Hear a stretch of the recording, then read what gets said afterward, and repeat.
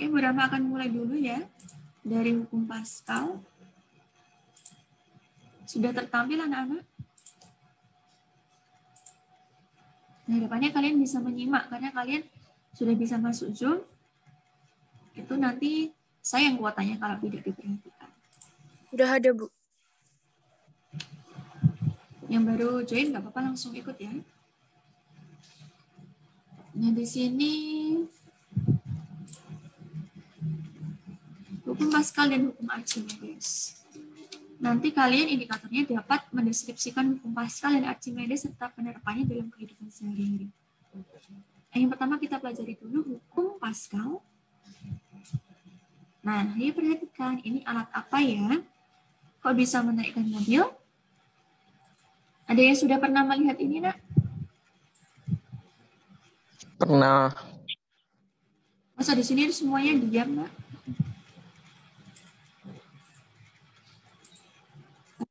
Melihat ini, alat ini? Bukan sih, Bu. Ini videonya juga tidak dihidupkan.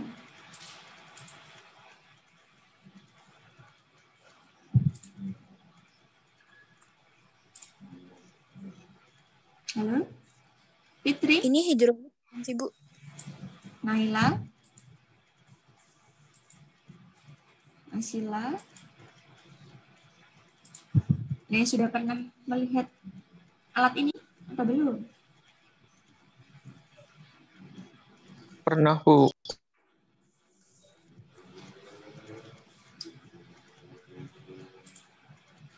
Ini suara Bu Rahma terdengar atau tidak ya, Nak? Terdengar, Bu.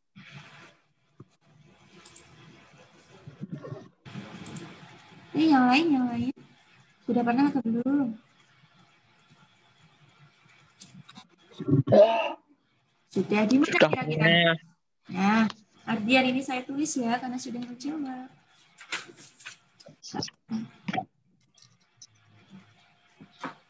Sudah pernah kira-kira lihat di mana? Di tempat cucian mobil. Ah ya, betul, di tempat cucian mobil. Bisa ya, dengan sebuah alat itu, mobil bisa dinaikkan ke atas, seperti ini. Nanti setelah belajar hukum Pascal, kita akan mengetahuinya. Jadi tidak perlu repot-repot ke kolong mobil untuk membersihkan bagian bawah ya. Lanjut. Nah, sebelumnya kita akan jalan-jalan dulu ke abad 16. Pada tahun 1623 lahirlah seorang anak laki-laki di Perancis yang bernama Blaise Pascal. Dia itu terkenal dengan anak yang pintar. Di usia 4 tahun dia sudah kehilangan ibunya. Namun dia tetap semangat anak-anak.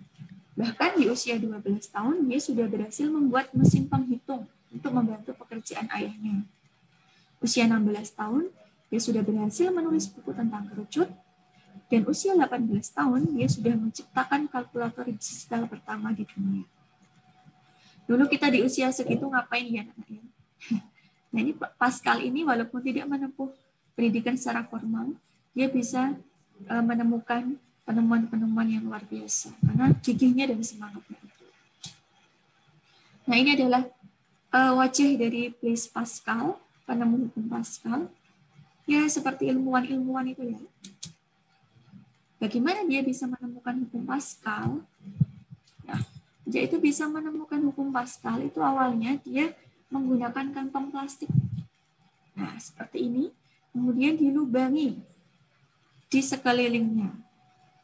Kemudian diisi air dan ditekan. Nah, ternyata kucuran air yang keluar dari lubang-lubang plastik itu kuatnya sama kuatnya begitu. Dan dia kemudian menyimpulkan tentang hukum Pascal bahwa ini bunyinya, tekanan yang diberikan kepada zat cair dalam ruang tertutup akan diteruskan ke segala arah dengan sama besar. Berarti tekanan di lubang 1 dengan tekanan di lubang 2 itu sama. Beda lagi dengan kedalaman pada hidrostatis ya. Kalau ini dia tertutup. Kalau hidrostatis kan seperti kolam itu kan terbuka. Beda. Nah kalau hukum Pascal dia tertutup, kemudian tekanan yang diteruskan itu akan sama di segala arah. Bagaimana itu Bu gambarannya? Nanti ada penggambarannya. Nah ini gambarannya. ada 2 buah pipa. Misalnya ini di pencucian mobil tadi. Mobilnya diletakkan di F1 atau yang F2, anak-anak? Ada yang tahu? Nah, mobilnya itu diletakkan di penampang yang besar. Di sini ada penampang 1 dan penampang 2. Penampang 1 itu ada gayanya F1 dan luas penampangnya A1. Kemudian di penampang yang besar ada F2 dan A2. Tekanan di penampang 1 itu sama dengan tekanan di penampang 2. Di P1 sama dengan P2. Artinya tekanan di piston yang kecil sama dengan tekanan yang di piston yang besar.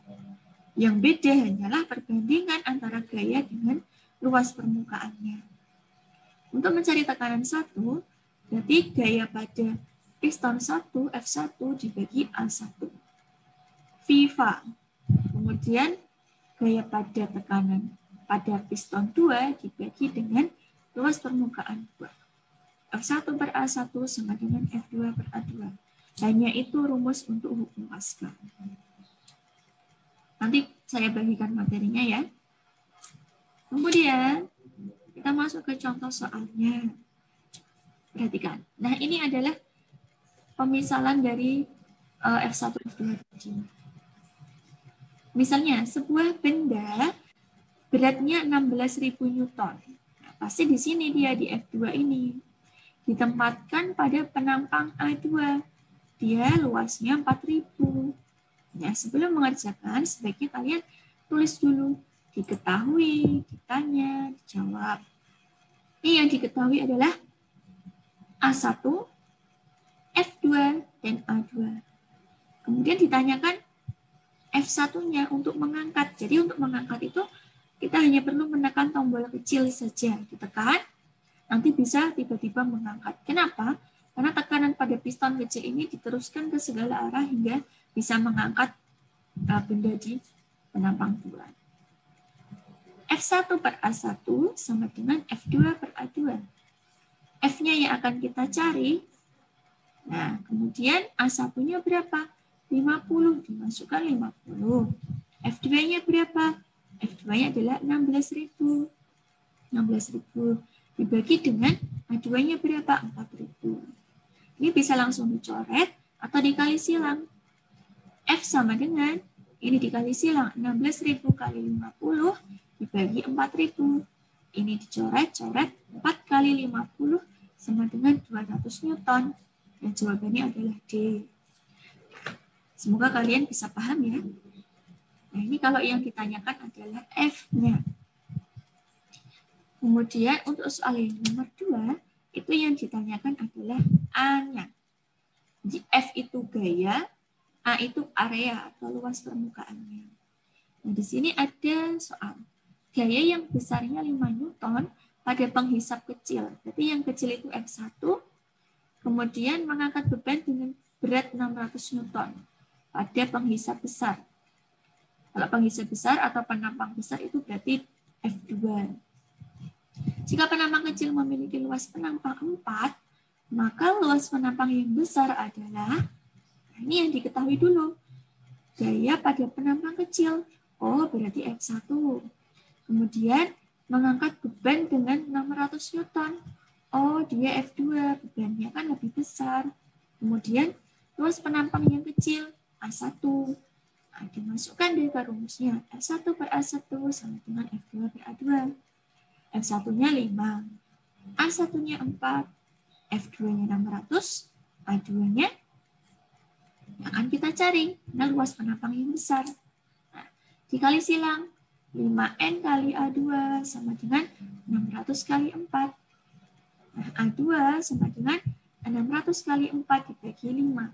Hasilnya 480 Newton. Oke. Lanjut. Nah, ini adalah tadi penerapan di hukum Pascal. Jadi, pada piston ini kan ada yang penampangnya 1 dan penampangnya 2. Pada penampang 1 itu gayanya hanya 10.000 karena luasnya hanya 1. Tapi gaya itu bisa diperbesar loh dengan memperbesar luas permukaannya. Ternyata dengan memperbesar jadi 2, gayanya jadi 2 kali lipat juga. Nah, inilah yang diterapkan oleh abang-abang di tukang cuci mobil. Kita tinggal mengatur tekanan pada pipa yang kecil, kemudian kemudian mengatur luas permukaan pada pipa yang kedua. Diperbesar berapa kali, nah itulah nanti gaya yang akan didapatkan berapa kali juga. Nah, terangkat juga mobil yang beratnya misalnya 1 ton.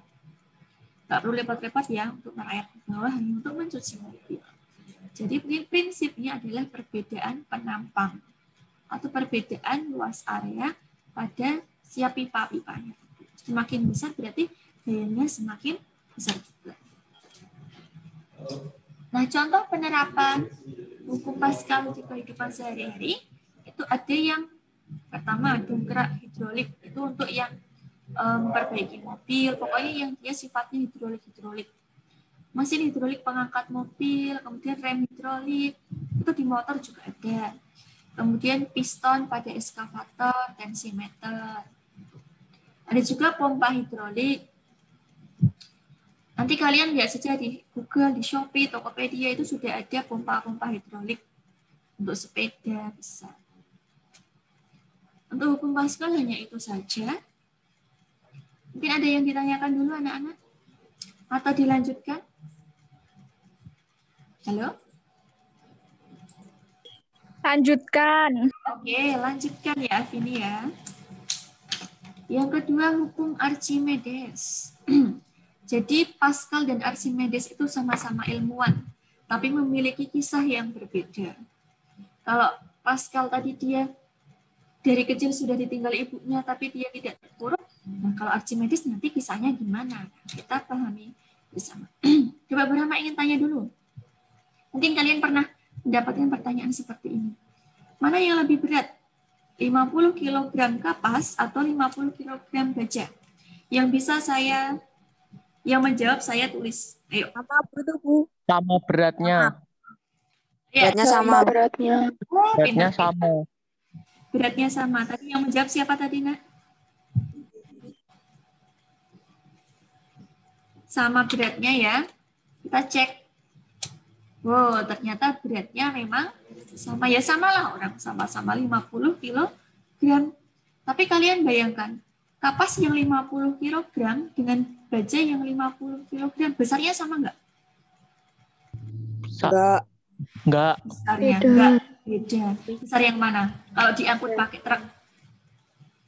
Kapas. Nah, besar yang kapas. Walaupun dia sama-sama 50 kg. Gram. Kita cek dulu, Nak. Nah, ini. Tadi saya sudah membayangkan 50 kg kapas dan 50 kg baja. Nah, 50 kg baja itu mungkin hanya sebesar badan kamu, Nak. Tapi 50 kg kapas itu bisa saja sebesar mobil Avanza atau 1 truk itu. Nah, ternyata untuk masanya kan sama-sama 50 kg. Tapi ada yang membedakan antara kapas dan baja tadi, yaitu massa per satuan volume. Massa per satuan volume baja itu lebih tinggi. Maka volumenya itu jauh lebih kecil. Jadi untuk 50 kg baja itu hanya kecil saja dibandingkan dengan kapas yang 50 kg. Dia besar volumenya. Gitu ya. Nah, inilah yang disebut dengan massa jenis. Mungkin di kelas 7 kalian sudah belajar tentang massa jenis. Jadi massa jenis itu adalah yang massa persatuan volume yang dimiliki oleh sebuah benda dan itu sifatnya berbeda-beda. Antara kapas, baja, batu, emas, perak, intan, semuanya beda. Aluminium, air, minyak, semuanya beda. Karena mereka memiliki ciri khas masing-masing yang disebut dengan massa jenis. Nah, massa jenis itu disebut dengan rho atau RHO. Jelas ya, rho. Kemudian, ini lambangnya seperti P kecil ini. Kalau kalian tulis manual menggunakan pulpen, itu seperti P tapi belum jadi.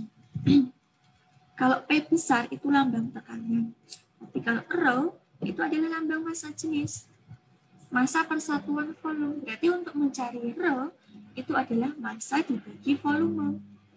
Massanya misalnya 50 kg. Volumenya berapa meter kubik ya? Nah, itu adalah volume. Nanti ketemu massa jenisnya berbeda-beda. Bu, nanti manfaat kita belajar massa jenis itu apa? Nah, perhatikan selanjutnya. Next ya. Inilah ilmuwan yang bernama Archimedes. Dia hidup di Yunani pada tahun 287 sampai 202 sebelum Masehi. Dia lahir di kota bernama Sirakusa. Kalau ada yang pernah baca kisahnya ya.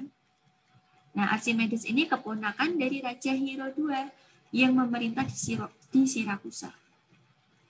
Nah, anekdot atau cerita yang paling dikenal luas tentang Archimedes itu menceritakan bagaimana ia menemukan sebuah metode untuk menentukan volume objek dengan bentuk yang tidak teratur. Kalau untuk menentukan volume seperti kubus, tabung kan gampang ya. Ada jari-jarinya, ada tingginya. Nah, kalau batu, sebongkah batu yang tidak beraturan, itu ukurnya gimana? Kan panjangnya tidak jelas. Nah, Archimedes itu menemukan seperti itu. Nah, menurut Vitruvius, mahkota dalam bentuk rawlet, karangan bunga telah dibuat untuk Raja Hero, karya Xenophon. Archimedes kemudian diminta untuk memeriksa apakah mahkota itu benar-benar dari emas murni atau hanya campuran emas dan perak. Karena Raja Hero II itu tidak percaya terhadap pembuat mahkota tersebut. Nah, berhari-hari Archimedes berpikir keras karena dia sudah dipercaya sebagai ahli matematikawan, fisikawan. Ia tidak tahu cara membuktikan kecurangan pandai emas itu. Waktu itu belum ada alat elektronik yang dapat mendeteksi apakah sebuah benda terbuat dari logam apa. Nah, ketika kepala Archimedes sudah mulai panas, karena terlalu banyak berpikir, pusing dia. Dia kemudian masuk ke tempat mandi umum, yang membuka pakaiannya dan masuk ke bak mandi yang penuh air. Lalu apa yang dirasakan Archimedes? Ketika dia masuk ke bak mandi, ia menyadari sesuatu. Kok pas aku masuk, air di baknya naik ya? Dia lalu keluar dari bak mandi. Dia mengangkat tubuhnya. Kok airnya berkurang lagi sih? Kemudian dia masuk lagi. Loh, kok airnya naik lagi sih dari baknya itu? Kemudian dia hening 2 menitan. Lalu menjerit, Eureka, Eureka. Nah, sambil berlari-lari, dia kegirangan karena mendapatkan jawaban dari volume tadi. Jadi dia hanya memasukkan tubuhnya ke bak, dia sudah menemukan suatu hal yang penting anak-anak. Nih ya.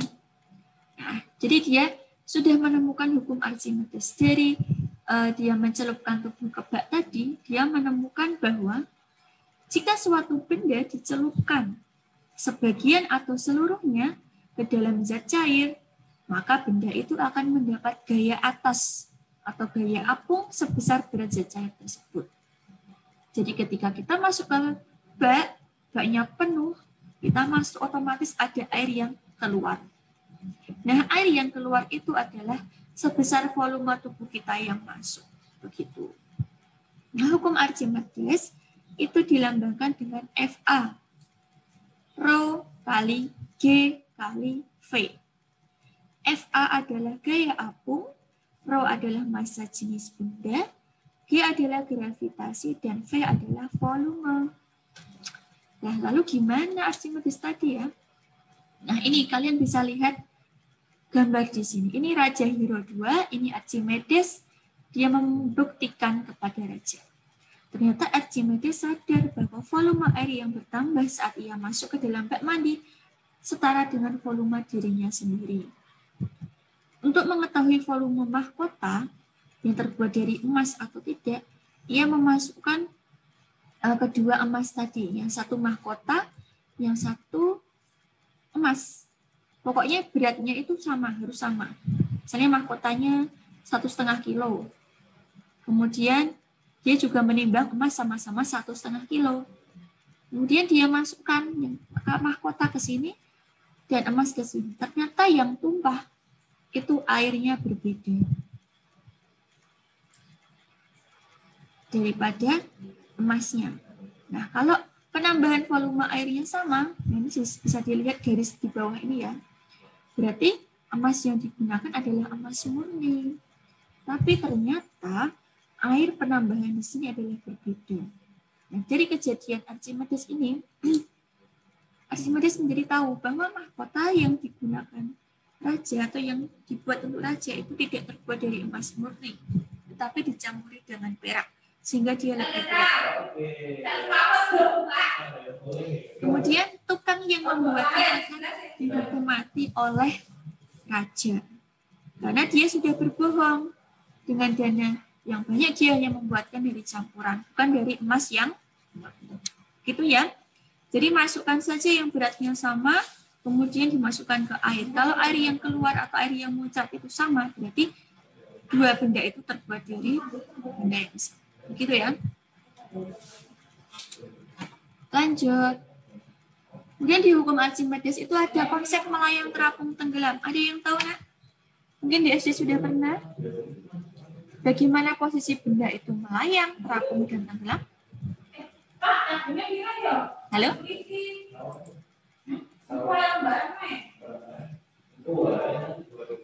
Halo, nak. Farhan, halo Farhan. Bisa dengar Bu Rahman?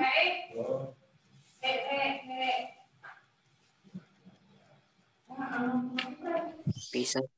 Pernah belajar tentang melayang, terapung, dan tenggelam? Nah, Bu, sudah. Nah, sudah. Di SD pernah ya? Nah, kita akan pelajari lebih lanjut di SMP ini. Jadi ini nanti kalau kalian misalnya keluar, ini kan Zoom-nya sudah tinggal 10 menit. Kalau kalian keluar, kalian tinggal masuk lagi menggunakan link yang sama seperti tadi. Oke? Nah, di sini ada 3 posisi benda, dia terapung, melayang, dan tenggelam. Terapung berarti sebagian atau seluruhnya itu berada di atas permukaan air. Jadi masih ada yang di udara atau di atas permukaan air. Kalau melayang, dia tercelup seluruhnya tapi belum mencapai dasar. Kalau dia tenggelam, dia tercelup seluruhnya tetapi sudah menyentuh dasar suatu wadah. Nah, bagaimana sebuah benda itu dikatakan terapung, melayang, dan tenggelam? Kalau terapung itu adalah massa jenis bendanya itu lebih kecil dari massa jenis airnya. Artinya dia tidak lebih berat atau tidak lebih besar massa jenisnya daripada air. Misalnya, kayu ini massa jenisnya 0,5. Sedangkan massa jenis airnya 1. Berarti dia lebih kecil, 0,5 lebih kecil dari 1. Dia akan terapung. Untuk yang dia melayang, nah ini massa jenis bendanya sama dengan massa jenis airnya atau zat cairnya. Misalnya massa jenis airnya 1, maka massa jenis bendanya juga 1. Karena dia melayang, otomatis sama. Lalu kalau tenggelam gimana, Bu? Kalau tenggelam itu massa jenis bendanya lebih besar daripada massa jenis zat cairnya. Zat cair itu tidak hanya air, bisa minyak, bisa apa itu, bensin, dan lain-lain ya. Tinggal yang dimasukkan itu ke zat cair apa. Nah, di sini untuk logam itu massa jenisnya ada yang lebih besar daripada air. Nah, nanti kalian akan menentukan itu posisi benda. Caranya gimana? Cara menentukan posisi benda ketika dimasukkan ke dalam zat cair. Lihat massa jenis bendanya. Kemudian lihat massa jenis zat cairnya. Lalu bandingkan. Di sini jika benda terapung, maka massa jenis bendanya lebih kecil. Melayang sama tenggelam lebih besar. Lalu kalau belum diketahui massa jenisnya gimana, Bu? Hanya diketahui massa dan volumenya. Ya dicari dulu dengan rumus M per V dibagi. Kalau sudah, kita balik ke sini. Bisa dibandingkan, kita panah ke sana. Nah, ini adalah cara menentukan posisi benda dalam air. Atau zat cair. Kita lihat dulu contoh soalnya yang satu ini. Ayo yang bisa menjawab, dibaca dulu. Ada 3 buah benda 1, 2, dan 3. Jenis bendanya ada besi, aluminium, dan fiberglass. Massa jenisnya, di sini sudah massa jenis, berarti kalian tidak perlu membagi-bagi lagi. Besinya 7.900, aluminium 2.700, fiberglass 2.000. Jika 3 benda dimasukkan ke dalam bejana berisi zat cair yang memiliki massa jenis 2.700, nah jadi zat cairnya ini massa jenisnya 2.700. Maka posisi ketiga benda yang benar ditunjukkan oleh gambar. Yuk yang bisa. C. Siapa ini, Nak? C. Nama dulu. Ayo, namanya siapa tadi? Biar Bu Rahma catat. Halo. Yang jawab Ya. tadi siapa? Yang jawab C tadi siapa? Saya. Ahmad Muzaki. Pokoknya yang bersuara. Yang lain diam-diam saja ya, tidak mendapat nilai dong. Zaki jawab apa, Zaki? C, Bu. Kok bisa, kenapa? Kan fiberglassnya kan paling kecil, jadi yang di atas. Oh, pintar. Yang Terus? kecil 7.900 itu paling bawah. Dan tengah-tengahnya aluminium. Kenapa Itu, aluminium di tengah, Nak? Karena itu 2.700. Pintar. Terima kasih Ahmad Muzaki. Dapat poin dari Bu Rahma ya. Poin. Ya, makasih. Oke, sama-sama. Jadi jawaban dari Ahmad Muzaki sudah tepat. Bagus banget. Jadi dia bisa menjelaskan kenapa dia di bawah, di atas, yang di tengah. Besi dia 7.900 lebih besar daripada zat cairnya yang 2.700. Berarti dia tenggelam paling bawah. Fiberglass kan lebih kecil, Bu. Betul, dia lebih kecil dari zat cairnya. Berarti dia ada di atas. Artinya dia terapung. Kemudian yang aluminium, dia massa jenisnya sama. 2.700 dengan 2.700. Maka jawabannya adalah C. Ya. Terima kasih Ahmad Muzaki. Selanjutnya ada satu soal lagi. Yuk yang bisa. Dapat poin 5.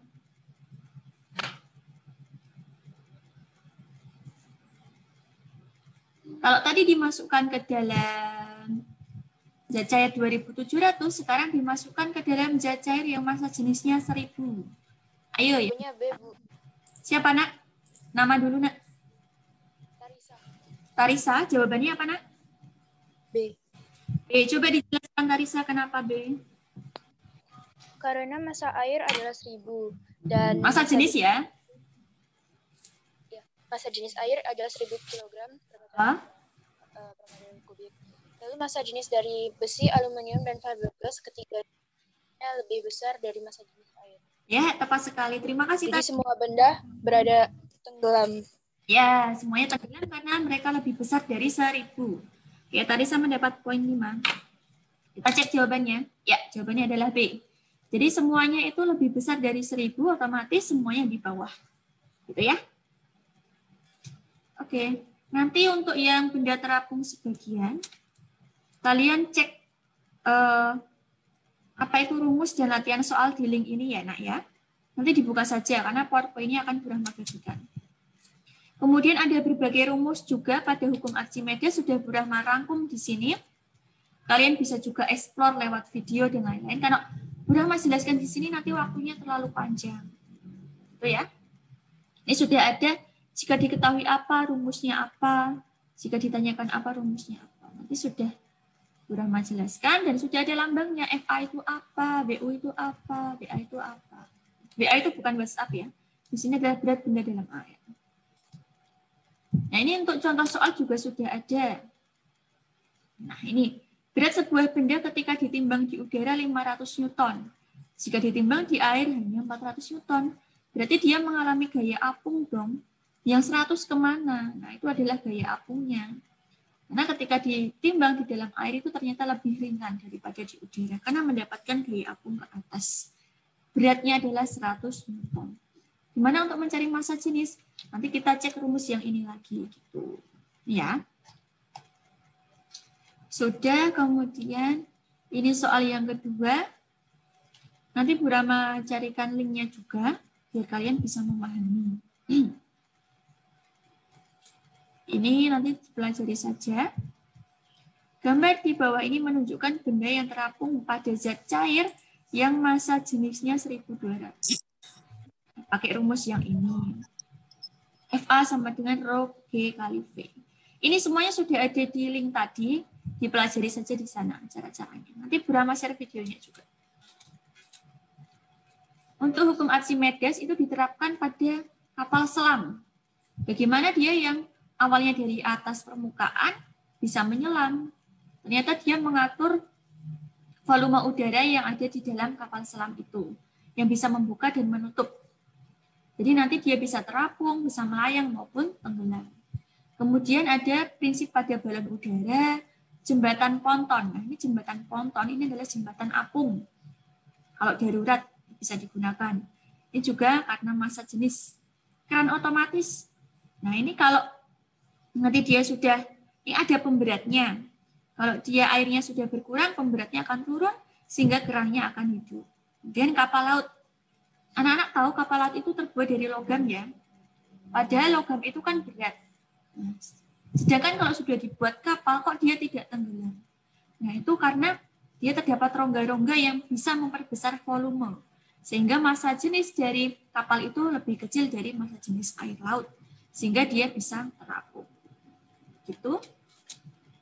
Nanti untuk link LKPD dan lain-lain akan Bu Rahma jelaskan di video di YouTube. Akan saya bagikan ya. Ini mau lanjut atau sudah dulu? Pokoknya yang tadi sudah aktif mendapatkan poin semua ya. Nggak usah khawatir. Terima kasih sudah bergabung. Nanti kalau kalian sudah keluar, Bu Rahma akan share di